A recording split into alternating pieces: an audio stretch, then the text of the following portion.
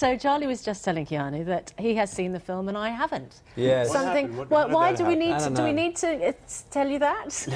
Apparently, it's great. Unfortunately, we only found out yesterday it was on. Oh, that's the so reason. that is my excuse. It was logistics more than anything else. And I do else. apologise. It's fine. Well, hopefully you'll see it, and hopefully you'll like it. Tell us about it. Well, let's see. It's a romantic comedy heist movie, and it's about a guy who, I guess, decides to rob a bank to change his life. Yeah. And it starts out with kind of the character you play.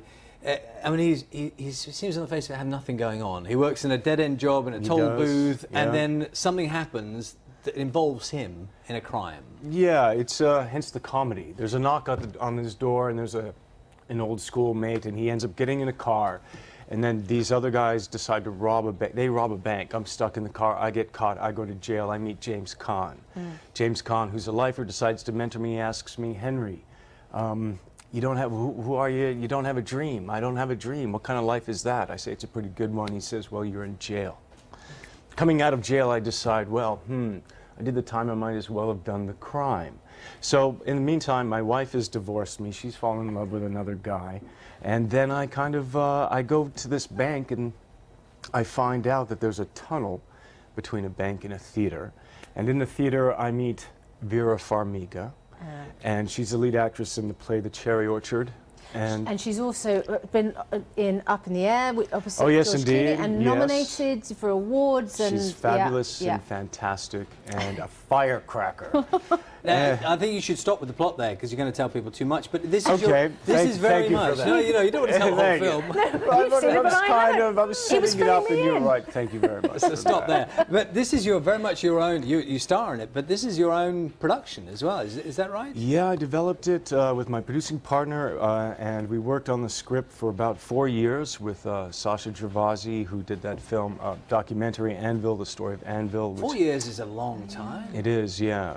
Well, I mean, it sounds kind of simple, the plot, but in order to get, to give time to all of the characters and to make sure it was funny, hopefully, and romantic. But yeah, it was 4 years. When you describe yourself as an actor, I mean, I suppose you don't like to be pigeonholed, but some people will see you as the sort of teenage slacker actor. Some people will see you as the action hero actor. How do you? I mean, are you now the comedy heist romantic actor? What's the? How would you like people to describe you? Well, I mean, I hope to be able to work in different genres on different scale. Independent films, studio films. Like right now, I'm working on a film called 47 Ronin, which is a kind of Western Japanese 1700s action film, and then doing Henry's Crime. So hopefully hopefully people will enjoy my work in any genre.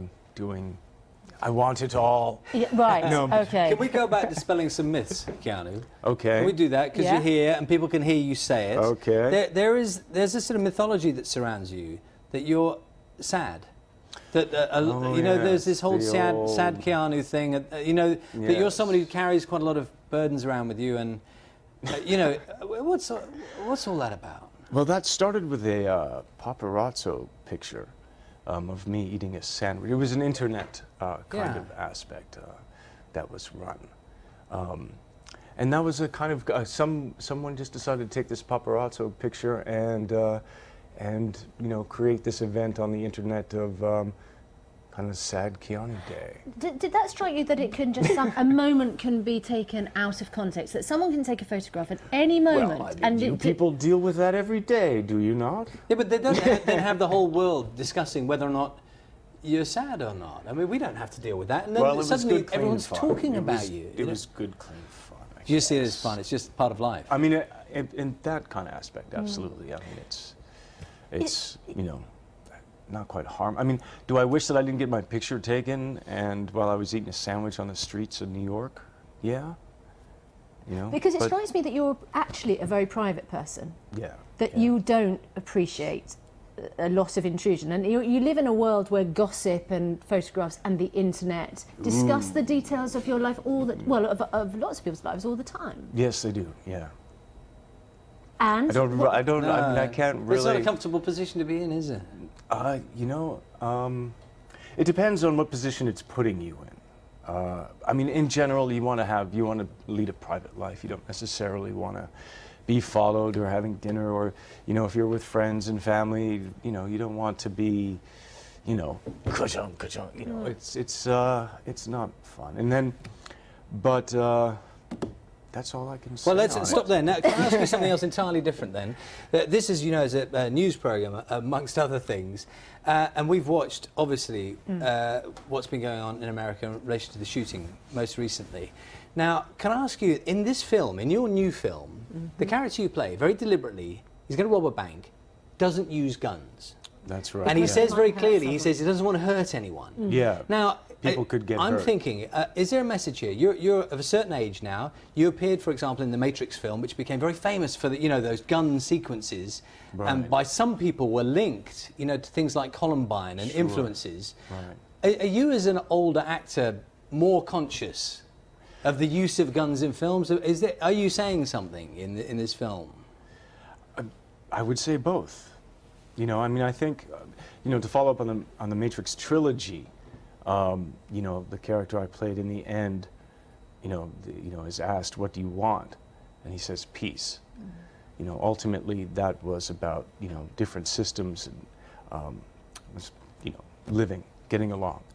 And in Henry's Crime, yeah, there is a response to that aspect of you know, this character not wanting to hurt anyone, not to put anyone in a situation of harm. But is that, I mean, is there a thought process in your head about the whole thing, about, you know, the worry about how guns are portrayed in film, or is there something going on there, or am I reading more into it?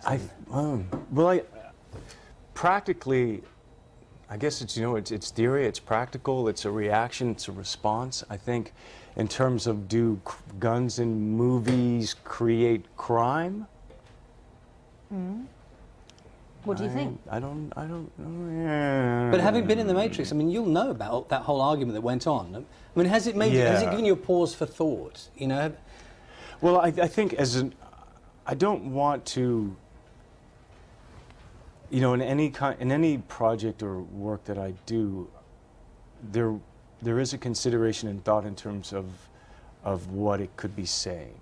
And if there is going to be an aspect of, I'm not going to be frivolous with it, I'm not going to be pornographic with it, I'm not going to, you know, there might be hopefully enjoyable exploitation, but I hope to have some kind of dialogue with it in the sense of, what does it mean, what is it doing, not necessarily like, you know, guns are cool and go out there and kill people. I mean, I think that at some level that it is entertainment, and I think,